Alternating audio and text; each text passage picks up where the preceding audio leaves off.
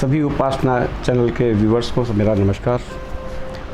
आशा है आपको हमारे चैनल से जो प्रोग्राम्स हम लोग करते हैं आशा आपको पसंद आ रहे होंगे, और अगर पसंद आते हैं तो आप उनको लाइक करें और शेयर करें। तो आज इस को हम आगे बढ़ाते हुए बात करेंगे आरती के लिए, क्योंकि हर इंसान हर व्यक्ति आरती करता है और पूजा करने के बाद में फिर आरती की जाती है। तो आरती करने का क्या महत्व होता है, किस तरह से आरती करनी चाहिए और कितने प्रकार की आरती होती हैं और इससे क्या फ़ायदे होते हैं, और इन सब चीज़ों को बताते हुए पहले हम बात करेंगे कि आरती का महत्व क्या है। आरती का महत्व होता है कि हम दीपक जलाते हैं, रुई का घी में आकर दीपक जलाते हैं, जो उससे एक आत्माएं शुद्ध होती हैं। तथा शंख भी बजाते हैं, शंख की ध्वनि होती है, डमरू की ध्वनि होती है, घंटी की ध्वनि होती है। इन ध्वनि से वातावरण भी शुद्ध होता है, इसलिए इनका कराते हैं। अगर इनको देखा जाए कि आरती का महत्व हर दिशा में अपना अलग अलग होता है। अगर जो आरती की लौ होती है, अगर हम पूरब साइड में अगर रखते हैं उसको, तो जो व्यक्ति कर रहा है, आरती कर रहा है, या घर में जो व्यक्ति हैं, जो घर के और मेंबर्स हैं, उनको दीर्घायु प्राप्त होती है। अगर पूरब साइड में हम लोग जो आरती का लौ करते हैं तो उनको दीर्घायु की प्राप्ति होती है। पश्चिम दिशा में अगर लौ करते हैं तो घर की अशांति आती है उससे। तो ध्यान रखें कि कभी भी लौ की दिशा पश्चिम दिशा में न रखें। अब आती है उत्तर दिशा आती है। उत्तर दिशा में आर्थिक परेशानियां आती हैं, लेकिन अगर इसको ईशान कोण में रख के करेंगे आरती को, तो इसमें धन की वृद्धि होगी, मन को शांति भी रहेगी। क्योंकि हमने देखा है कि मैक्सिमम जो मंदिर के होता है वो ईशान कोण में होते हैं, सबसे ज़्यादा शुद्ध होता है। तो उस ओर अपन अगर रखते हैं आरती की लौ को तो सर्वगुण संपन्न रहता है मनुष्य। अगर दक्षिण दिशा में अगर लौ कर दिया आपने तो घर की अशांति को कोई भी नहीं बचा सकता, बहुत अशांति होती है। इससे दक्षिण दिशा में अगर लौ करते हैं तो पश्चिम और दक्षिण दिशा में कभी भी लौ को नहीं रखना चाहिए। ये तो हो गया, आपकी दिशाएं हो गई। अब आरती करने का क्या तरीका होना चाहिए, किस तरह से आरती करनी चाहिए आपको। जो है अमूमन देखा जाता है कि आरती को लियो भगवान के ऊपर हम लोग जो है आरती करते हैं, लेकिन इन सब चीज़ का एक महत्व होता है। जैसे हर देवता का देवियों का कितनी बार मुख की आरती होनी चाहिए, कितनी बार चरणों की आरती होनी चाहिए, कितनी बार नाभि की आरती होनी चाहिए, कितनी बार पूरे शरीर की आरती होनी चाहिए।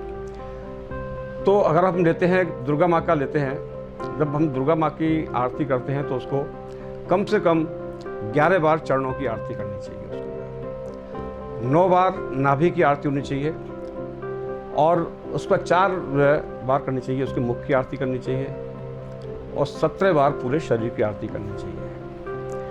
अगर हनुमान जी की लेते हैं, हनुमान जी के चरणों की आरती 6 बार करना चाहिए, और 3 बार करना चाहिए मुख की आरती करनी चाहिए।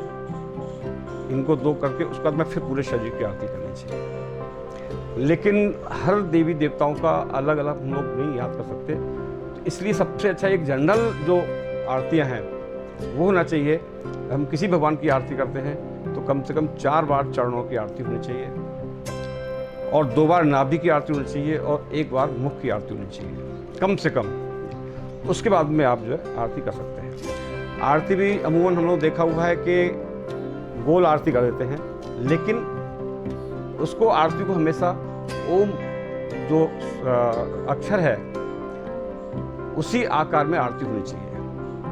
जैसे आपने ओम देखा होगा, तो ओम की आरती, ओम के आकार की आरती करनी चाहिए। उसका एक अपना महत्व होता है।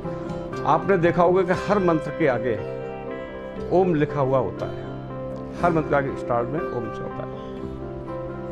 अगर अपन बात करें कि अभी जो पूजा करते हैं, हर पूजा में गणेश जी का ध्यान करते हैं। सबसे पहले कौन सी गणेश जी की पूजा की जाती है सभी। कोई भी आप जो है शुभ कार्य कर रहे हैं तो उसमें गणेश जी का पूरा होता है। किसी ने पूछा भाई गणेश जी से पहले किसकी आरती हुआ करती थी, पहले मतलब किसका अपन नाम लिया करते थे हम लोग। ये तो गणेश जी को दिया हुआ था, वरदान दिया था सबसे पहले तुम्हारी आरती होगी या तुम्हारी सबसे पहले पूजा होगी कोई भी शुभ कार्य करने से पहले। उससे पहले क्या करते थे? तो जवाब बड़ा अच्छा दिया था कि आज की तारीख में अगर आप मंदिर में जाते हैं तो क्या लिखा होता है गणेश जी मंदिर में, ओम गणेशाय नमः। तो गणेश जी से पहले ओम शब्द को हम यूज करते थे, उन्हीं की आरती करते थे, उन्हीं के नाम से। तो ओम शब्द जो देखेंगे, जितने भी मंत्र हैं आपके, जो भी शास्त्र मंत्र रहेंगे, सबसे पहले ओम अवश्य आएगा उसमें। तो ये तो रहा आरती का। अब उसमें हम कहते हैं शंख को क्यों बजाना चाहिए।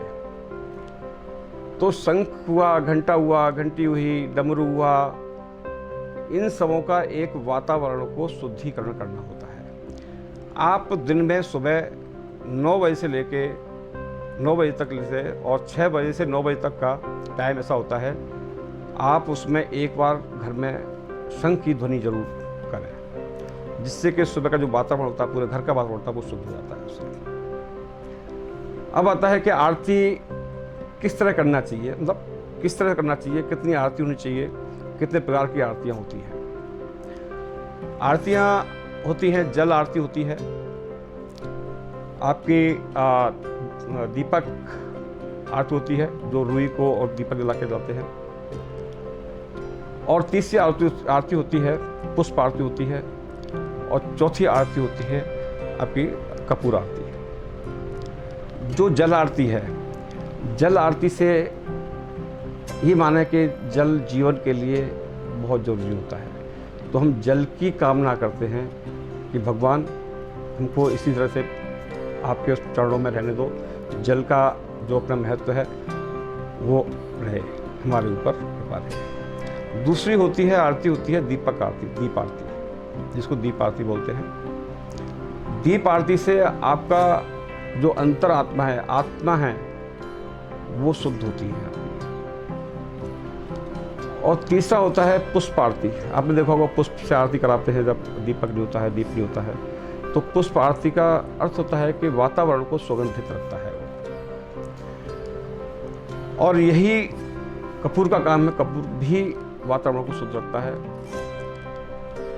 तो इसमें कहा जाता है कि पंच जो दीप होते हैं, 5 बत्तियों वाला दीपक, उसको करने से बहुत ही फायदा होता है। उसमें करने से कोई भी दिशा नहीं होती। 5 दीपक हैं, तो 5 दीपक अगर नहीं कर सकते हैं आपको तो सबसे अच्छा तरीका है कि सेंटर में एक दीपक लें और दीपक से आप आरती करें, वो सबसे अच्छा तरीका है इसमें। क्योंकि बहुत लोगों को मालूम होता कि भाई किस तरह में दिशाओं में रखें, इसलिए सबसे अच्छा तरीका है कि दीपक में एक बत्ती रखें। अब अपन बात करते हैं कि दीपक को या आरतियों को किस टाइम करना चाहिए, किस किस टाइम ज़रूरी है आरतियाँ। एक आरती होती है मंगला आरती। मंगला आरती कहते हैं हमको सुबह के भी, जिस समय भगवान को अपन जगाते हैं, भगवान को अपन उठाते हैं और फिर उनके बाद उसकी ध्यान के उनके आरती कराते हैं। दूसरी होती है श्रृंगार आरती, जिसमें भगवान का श्रृंगार किया जाता है, उसकी आरती हो गई। अब तीसरी आरती होती है भोग आरती, और चौथी आरती होती है संध्या आरती, और 5वीं होती है जब हम भगवान को सुलाते हैं, शयन आरती। तो ये 5 आरतियाँ होती हैं। मेरा सभी से यही निवेदन रहता है कि मंगला आरती अवश्य करें और एक शयन आरती अवश्य करें, क्योंकि भोग हम लोग लगाते ही हैं डेली। जो भी भगवान में, जो भी किचन में, जो भी रसोई घर में जो बन रहा है उसका भोग लगाते ही हैं, तो इसलिए 2 आरती जरूर करा करें। फिर अब कई लोगों का प्रश्न होता है कि एक छोटा घर में मंदिर होता है, हर किसी का मंदिर होता है, तो उसमें कितने भगवान होना चाहिए, एक से अधिक भगवान हो सकते हैं या नहीं हो सकते। तो उसमें मैं आपसे कहूँगा कि कभी भी अपने मंदिर में 2 गणेश जी की प्रतिमाएं नहीं रखें, तथा शिवलिंग होंगे थे जो 2 शिवलिंग ना रखें। जो देवी माँ दुर्गा माँ हैं, दुर्गा माँ की 3 मूर्तियां ना रखें। अगर ये रहते हैं तो घर में अशांति, मन में अशांति रहेगी ही। तो इसलिए एक मूर्ति को रखें, उसकी सेवा करें। अगर ज़्यादा मूर्तियाँ रखने का है तो उनकी सेवा भी नहीं हो पाती, एक कारण ये सेवा नहीं हो पाती उनकी। जो रख रखाव होता है, सफाइयाँ होती हैं, वो नहीं हो पाती। जितने आप भगवान रखते हैं, भगवान की मूर्ति रखते हैं, उनकी नियमित रूप से सेवा करनी चाहिए उनकी। और सेवा के बाद में जो नियम का भोग है, भोग अवश्य लगाएं। जो आप खा रहे हैं वही लगाएंगे। भगवान कभी ये नहीं बोलते कि आपको नहाकर पूजा करनी चाहिए, लेकिन शुद्धिकरण बहुत जरूरी है। अगर अपने शरीर को कष्ट देके अगर आप पूजा कर रहे हैं तो उसका कोई भी महत्व नहीं है। आप पूजा करें, 10 मिनट करें, 5 मिनट करें, लेकिन करें भाव से। जो आपका भाव होगा, जो आपकी श्रद्धा होगी, वो कहीं 4 घंटे पूजा करने वाले से अधिक होगा।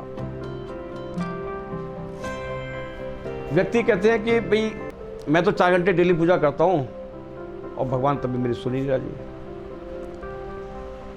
और वो 2 मिनट में आ जाता है, पूजा करके आ जाता है, वो धन है। उससे कोई फ़ायदा नहीं है। 4 घंटे करें, 8 घंटे करें, 10 घंटे करें, उससे कोई फ़ायदा नहीं है। आप अगर 10 मिनट पूजा करते हैं तो बिल्कुल भगवान में लीन होकर पूजा कीजिए।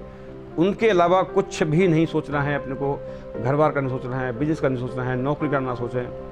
खाली भगवान और आप रहना चाहिए। वो होते हैं भाव और श्रद्धा। अगर आप 5 मिनट भी अगर पूजा भाव श्रद्धा से करते हैं तो भगवान आपसे अवश्य प्रसन्न होंगे। आप 10 घंटे पूजा करते रहें, लेकिन आपके ध्यान किधर है, कहीं बातें कर रहे हैं, कहीं बिजनेस आ रहा है बीच में, कहीं नौकरी आ रही है बीच में, कहीं घर बार परिवार आ रहा है, तो उससे कोई फायदा नहीं।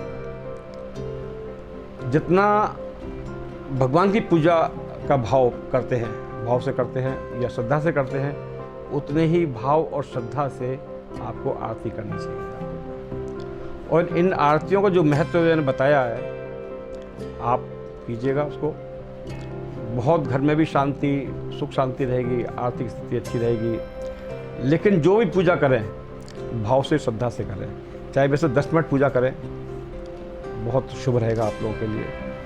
नमस्कार।